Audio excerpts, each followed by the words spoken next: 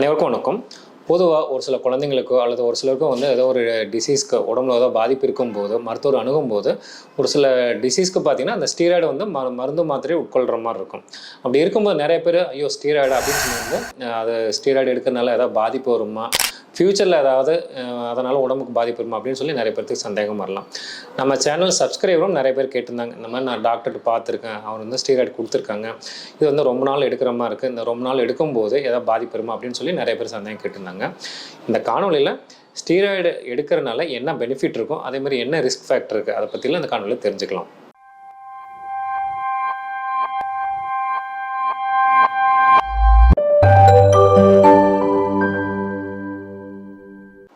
வணக்கம். இப்போ பொதுவாக பார்த்தீங்கன்னா கிட்னி மருத்துவத்தில் குளோமுலார் நெஃப்ரைட்டிஸ் அப்படின்னு சொல்கிற வியாதிகளுக்கு முதல் லைன் ஆஃப் ட்ரீட்மெண்ட்டு ஸ்டீராய்டு தான். இது போக நிறைய இண்டிகேஷன் இருக்குது ஸ்டீராய்டு கொடுக்கறதுக்கு. யார் ஆஸ்துமா இருக்கவங்களுக்கு கொடுப்பாங்க, ப்ரெக்னென்சி டைமில் சில பேருக்கு கொடுக்க வேண்டியது வரும்.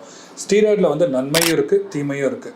நன்மைகள் அப்படின்னு பார்த்தீங்கன்னா அது மிக வேகமாக வேலை செய்யும், ரொம்ப சீக்கிரமாக வீக்கத்தை குறைக்கும். இன்ஃப்ளமேஷன் அப்படின்னு சொல்கிறத ரொம்ப சீக்கிரம் குறைச்சிரும். அதனாலேயே பாதி பெனிஃபிட்ஸ் இருக்குது. இதுக்கு கெட்டதும் இருக்குங்க. நான் உதாரணத்துக்கு ஸ்டீராய்டு ரொம்ப நாள் அன்மானிட்டராக எடுக்கிறவங்களுக்கு, அதாவது குறிப்பிட்ட நாளை விட மீறி எடுக்கிறவங்களுக்கு சைடு எஃபெக்ட்ஸ் வர ஆரம்பிக்கும். குறிப்பிட்ட நாள்களுக்கு கரெக்டான டோசேஜ் கொடுக்குறவங்களுக்கு எந்த ப்ராப்ளம் வரதில்லை. ஆனால் குறிப்பிட்ட நாளை விட்டு அதை மீறி டாக்டரை பார்க்காம தன்னைத்தானே மெடிசன் பண்ணுறவங்களுக்கு கண்டிப்பாக ஸ்டீராய்டு சைடு எஃபெக்ட் வரும். என்னென்ன வரும்னு பார்த்தீங்கன்னா, ஃபஸ்ட்டு கண்ணிலேருந்து ஆரம்பிக்கலன்னா கண்ணில் கேட்ராக்ட் வரதுக்கான வாய்ப்புகள் அதிகம், எலும்பு வீக் ஆகும், உடல் பருமன் ஜாஸ்தியாகும், சுகர் வரும், வீக்காக ஃபீல் பண்ணுவாங்க, டயர்டாக இருப்பாங்க எப்பயும். இந்த மாதிரி தொந்தரவுகள்லாம் நிறைய பேத்துக்கு வரும். இதை தடுக்கணும் அப்படின்னா நம்ம ஸ்டீராய்டு ஸ்பெசிஃபிக் டியூரேஷனுக்கு மட்டும்தான் கொடுக்கணும். உதாரணத்துக்கு நம்ம நிறைய குழந்தைகள் நெஃப்ராட்டிக் சிண்ட்ரோம் அப்படின்னு சொல்லுவாங்க. அவங்களுக்கெல்லாம் குறிப்பிட்ட டியூரேஷனுக்கு தான் டாக்டரும் கொடுப்பாங்க. அதே ஒரு 2-3 தடவை தேவைப்படுது, இல்லை ஸ்டீராய்டு மெடிசன்ஸ் கண்டினியூஸாக தேவைப்படுதுன்னா நாங்கள் மற்ற மெடிசன்கள் இருக்குது, ஸ்டீராய்டு ஸ்பேரிங் ஏஜென்ட்ஸ் அப்படின்னு சொல்லிட்டு அதை இன்ட்ரடியூஸ் பண்ணி ஸ்டீராய்டோட தாக்குதலை குறைச்சிருவோம்.